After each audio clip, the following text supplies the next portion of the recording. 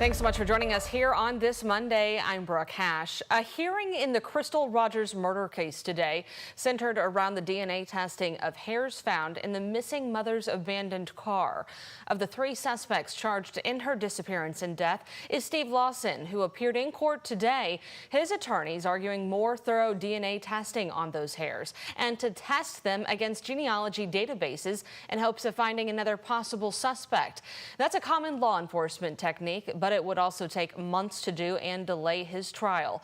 We know the hair belonged to neither Crystal or her ex-boyfriend Brooks Houck, the main suspect in the case. The Commonwealth's attorney is arguing there is no way to know when or how those hairs got into the car. So if they find another person, it would not mean they can be called the suspect.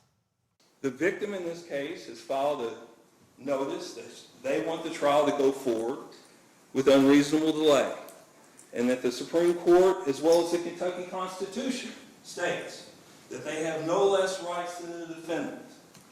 So what has to be determined is, what will we gain from testing these hairs versus these victims' rights to go to trial? And what are the odds that we would find something? Not only what are the odds, what is the relevance of it? It isn't relevant. Steve Lawson's trial is set for May 27th in Warren County, something his attorneys have been working to delay. Back in February, they argued they would not be ready in time to do the massive amount of evidence in the case. The judge said a delay in this trial is not an option. Lawson's charged with conspiracy to commit murder and tampering with evidence. His son, Joseph Lawson, faces the same charges. Their former employer, Rogers' ex-boyfriend Brooks Houck, is the main suspect and charged with Crystal's murder. A motorcyclist has died after a crash with a garbage truck. Metro Police say it happened shortly before 2 this morning on Dixie Highway near the Meyer in Valley Station. Police said the man on the motorcycle hit that garbage truck head on and died at the scene. Police said no charges are expected. Metro Police are looking for a suspect in a deadly Russell neighborhood shooting. It happened around 8:30 last night on West Chestnut near the Dr. W.J. Hodge Street. Officers found a man shot multiple times who was taken to the hospital where he died. Anyone with information is asked to call that anonymous tip line at 574 LMPD. A woman accused of stabbing a nurse outside of Jewish hospital is behind bars now on a $100,000 bond. LMPD said 35-year-old Lacey Wilson approached the nurse around 7:15 Saturday morning as she was leaving her shift and began arguing with her. Police said Wilson then knocked the nurse to the ground, pulled out a screwdriver, and began stabbing her in the back. Wilson was arrested a short time later. The nurse was treated at the hospital. In a statement, U of L Health said it's increased security measures around the hospital, and Wilson is charged with assault and evading police. In court today, she pleaded not guilty and was appointed a public defender. She'll be back in court April 22nd. The man accused in a carjacking and police chase appeared in court today. The carjacking happened around 10 Saturday night at the Yorktown Senior House on National Turnpike. Arrest records say Montrell Thompson approached the victim, demanded the keys to their car before eventually pulling out a gun and hitting them over the head. Now, police said that gun went off, but the bullet did not hit the victim. Police said Thompson then took the car and got away. He was eventually stopped and arrested, charged with robbery and possession of a handgun by a convicted felon.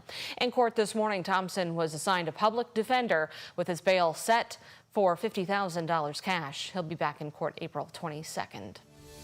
Waterfront Park remains closed this afternoon after the historic floods. The Ohio River is just above 17 feet, well below flood stage right at this point, according to the National Water Prediction Service.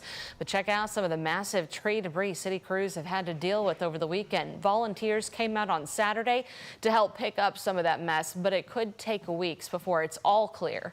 Mayor Craig Greenberg is optimistic they can get it done before Derby 3 weeks from now. What a difference a day makes. The waters have receded back into the river, and check out Waterfront Park from what it was yesterday. In just one day, thanks to hundreds of volunteers, thanks to Louisville Metro government agencies, thanks to our subcontractors, we are making great progress. We are going to have Louisville cleaned up in record time. MSD is also taking down the flood walls around the city. Today, crews will work at the wall at Bingham Way and 2nd Street. Tomorrow, they'll take down the ones at 10th and 27th Streets. They already removed the barriers at Port Road, 8th and 11th Streets. Reiterating what the mayor said, what a day.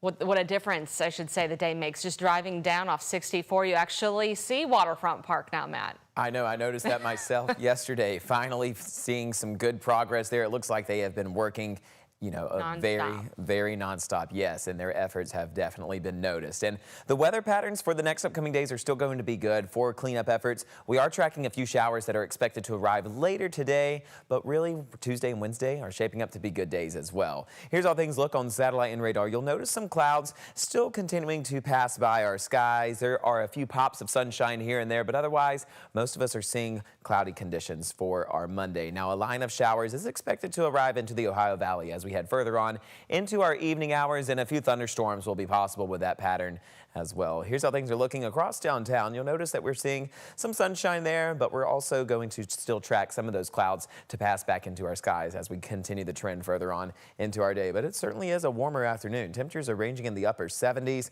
We've got winds out of the west-southwest around 14 miles per hour, so it is warm and breezy out there. Winds are continuing to stay out of the south, and we have temperatures for the rest of us outside the city in the upper 70s, lower 70s for you guys in southern Indiana, 71 in Bedford, 72 Seymour, 74 near Shepherdsville, and 73 near Hodgeville. Into the next 12 hours, we are still expecting that cloud cover to still linger around with us. We're still anticipating a few showers and storms to arrive as we head further on into the evening time. Trending further into the night, though, past 9 p.m., you can expect temperatures to dwindle back down into the 50s, and then we'll see some of those clouds linger around. Let's look at the next 12 hours. We'll have a full breakdown all about what is coming up in the next few days here in just a few short minutes. Matt, thank you. Recent flooding led to something unprecedented in our city, the cancellation of Thunder over Louisville. It was the second time ever the show has been canceled in nearly 40 years, the first for COVID-19. Since WHAS11 was set to air the event, we pivoted. Our studio hosted a live telethon to support those hit hardest, and you picked up the phones and helped us out, totaling close to $40,000 in your donations. Our Ian Hardwitt and photojournalist Aspen Hester take you inside the heart of the operation to show how this community still found a way to shine. As a lifelong fan of Thunder from a little bitty boy, I'm really disappointed that it was canceled, but I'm excited to show you the guts of the WHAS11 studios, the telethon we put on Saturday night to raise money for these flood victims, people who really need the help. We're at work for you. Hello, thank you for calling the Red Cross Telethon. My name's Elizabeth King and I'm a volunteer with the American Red Cross. Are you calling to make a financial donation? Ringing off the hook since 6. It's not Thunder, but the telethon's a party. Trust the man who puts on the show, Wayne Hettinger. I really think no matter what we do with the show, this community's going to come. This is a party town. There's no question about it. A party town only dampened by historic flooding, the Great Lawn awash. Are you going to salvage that boat for yourself? And maybe I think it's probably already gone. They told me they were getting rid of it. And keeping this show running are producers. Let's take it. Juggling the trivia and looks at Thunder's past. Stand by. stand by? And from all the way at the top, WHAS11 General Manager Lisa Colombian. In our 75th year, it all is just really special. So I'm a big believer. Sometimes things happen for a reason, and this happened, we pivoted, and we're helping people now. Help we can only give with your support. Here we go. Rising above the storm on WHAS11. In Louisville, Ian Hardwitt, WHAS11, on your side. And again, a huge thank you to everyone who watched us, who gave. That total, again, just under $40,000 raised in that one night on Saturday. But you can still give to the local Red Cross chapter online. And we have those links for you on our website, WHAS11.com.